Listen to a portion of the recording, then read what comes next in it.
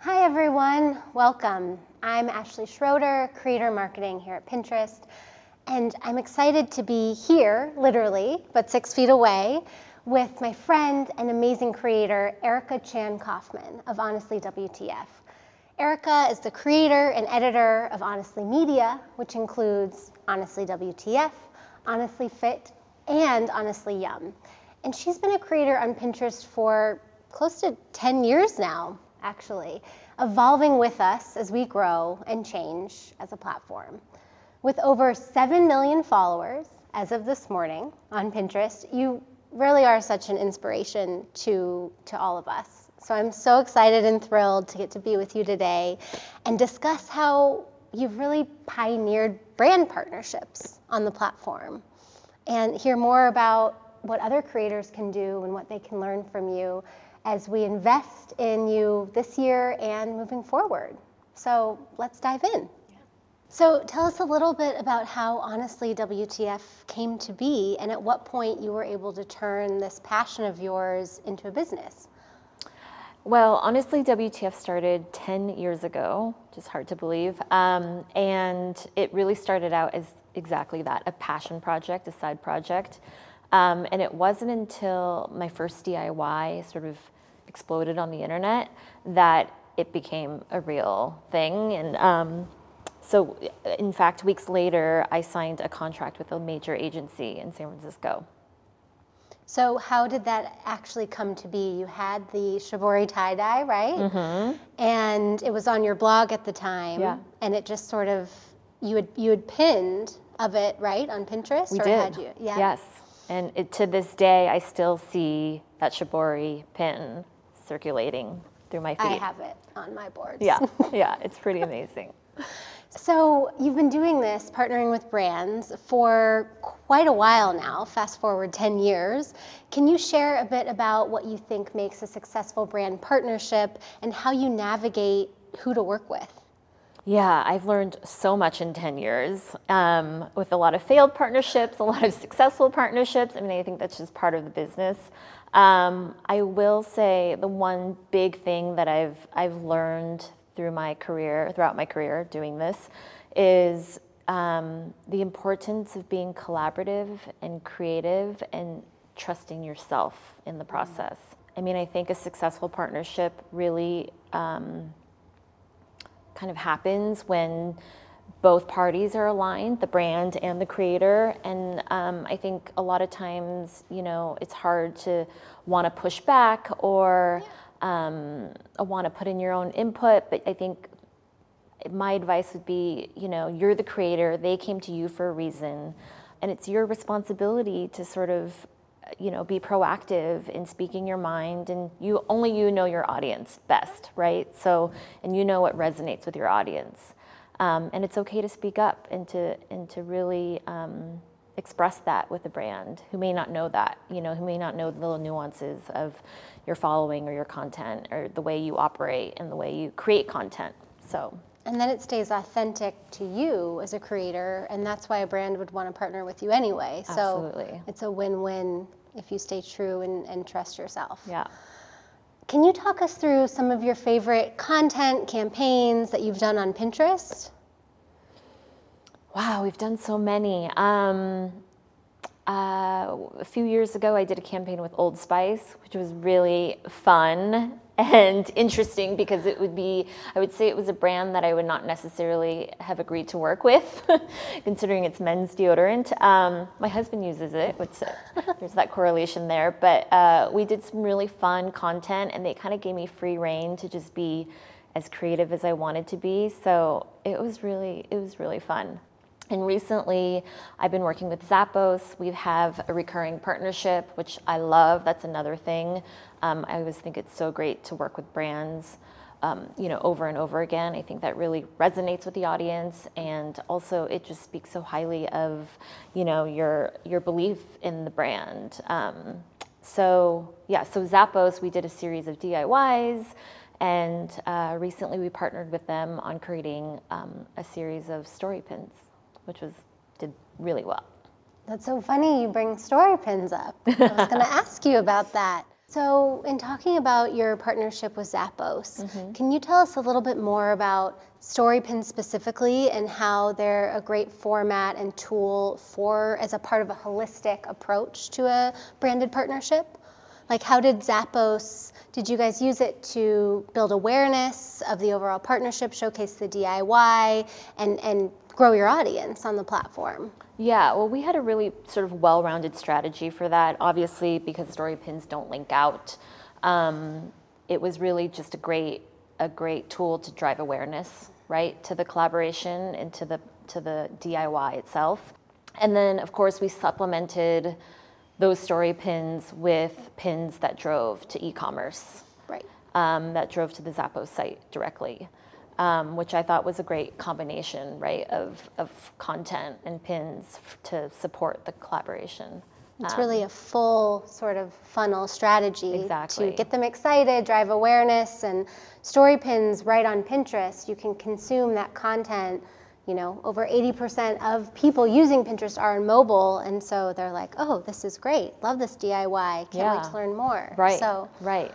Awesome. It kind of gives them a little teaser, right? But it's a little more than just a static image. Obviously, it tells a story and it gets people engaged. And I think those pins had over 1 million plus impressions. I mean, the number obviously keeps going up, and so who's to know because of the evergreen quality of pins naturally. So yeah, it was a success.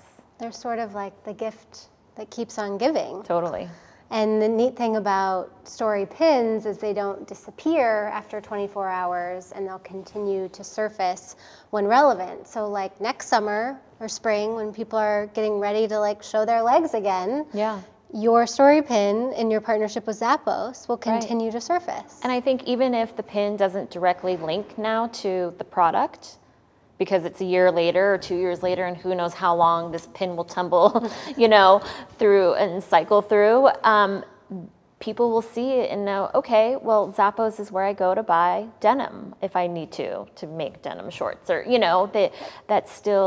that branding is ingrained into people's minds in seeing that story pin. It's a really great awareness driving tool. Absolutely. And then that makes it evergreen as well. Yeah. Yeah. So when you're approaching brands specifically about Pinterest, how do you pitch them to do a partnership on the platform? Well, I think the first step is to really have an understanding of your analytics.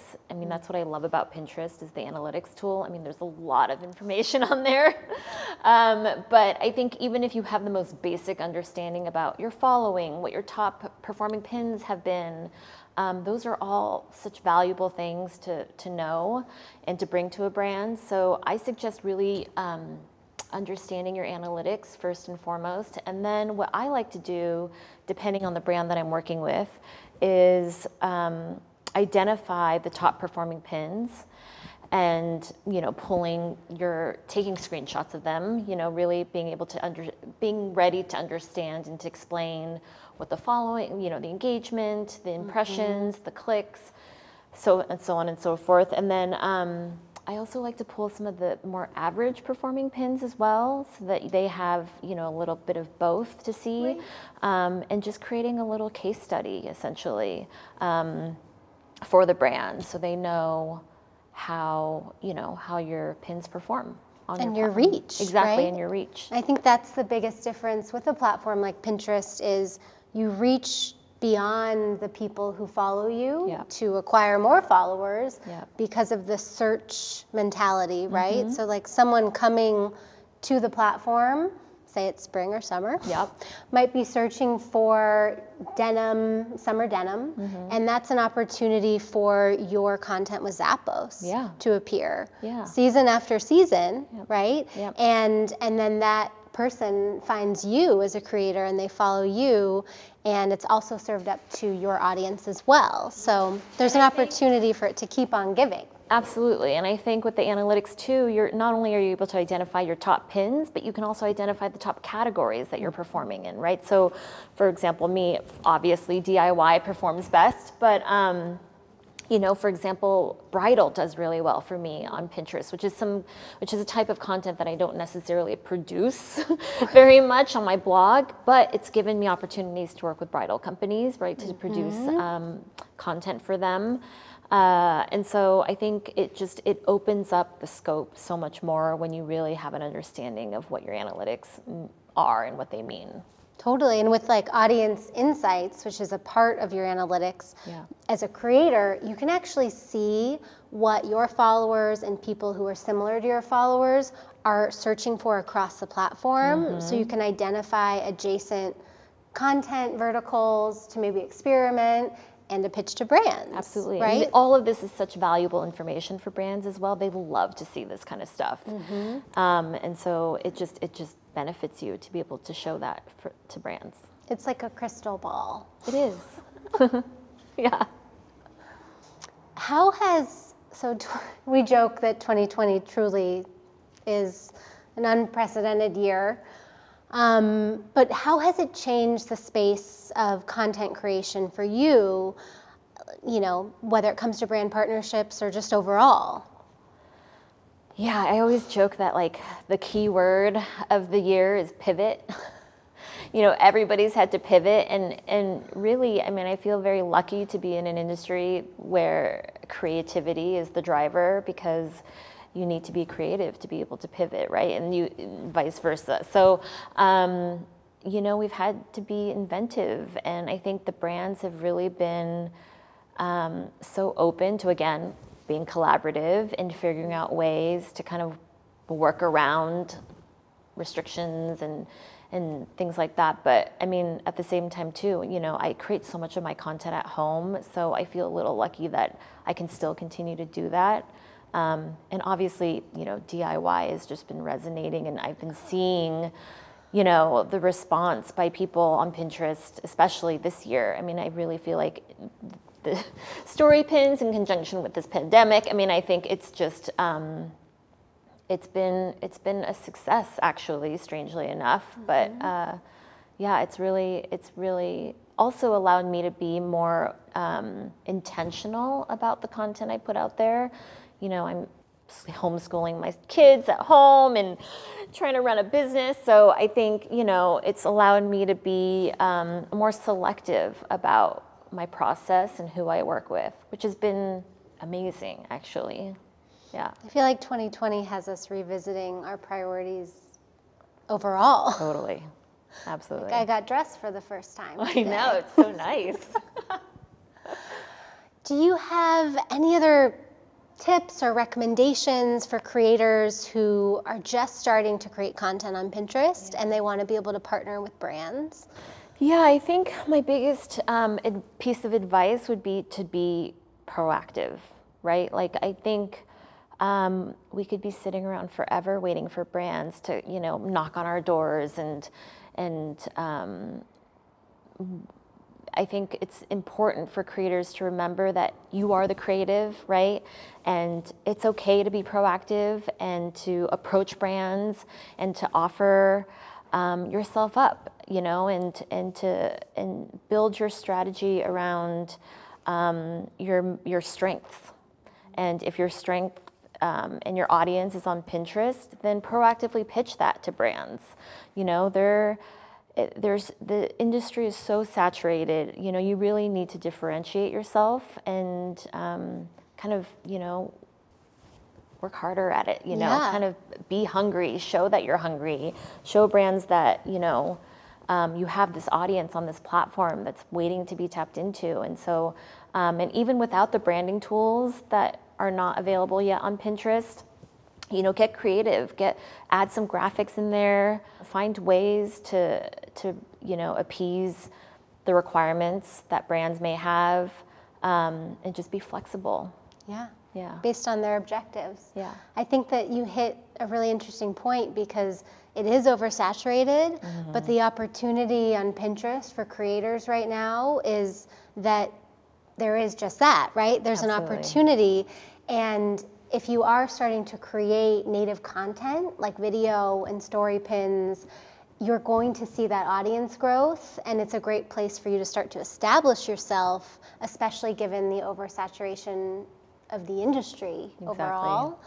I feel like the main things I'm feeling from you are trust yourself. Yep.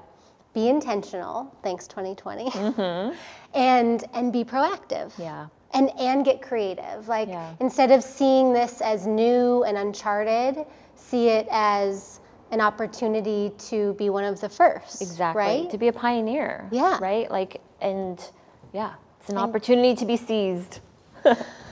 Erica, thank you so much for being here today, for creating, for inspiring, for being a creator on Pinterest for a decade.